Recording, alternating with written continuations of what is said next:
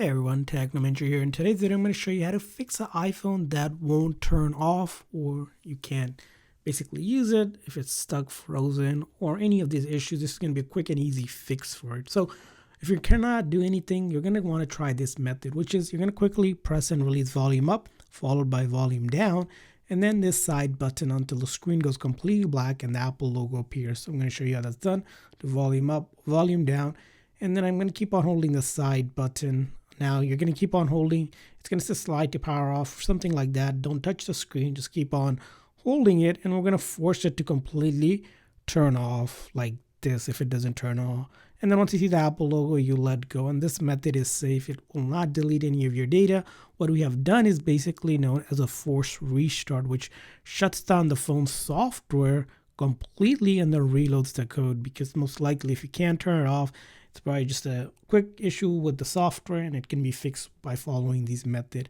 Like I said, this will not delete any of your data. As you can see, everything will still be on your phone.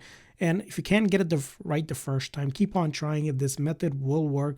Again, all I did was quickly press and release volume up, volume down, and then I hold down this side button just like that, and you will be able to get it to completely turn off and then restart itself and fix most software related issue. This is Apple's go-to troubleshooting step when it comes to fixing most issues on your phone here. So as you can see here, I have done it one more time, and after I have done it one more time, I'm going to go back into the phone. I'm going to show you one more setting that you may need to tweak if the phone is not maybe turning off automatically by itself if you're looking at for to auto lock. So in that case, you're going to go to your setting and then go to display and brightness, and under display and brightness, where a setting says auto lock, if you want the phone to just turn off by itself after a certain time that you're not using it, you might want to adjust this. If it's select to never, it'll always be on. So you might consider doing like a minute or two or even 30 seconds. In that way, that if you're not using the phone and you leave it, it'll automatically just lock itself like this.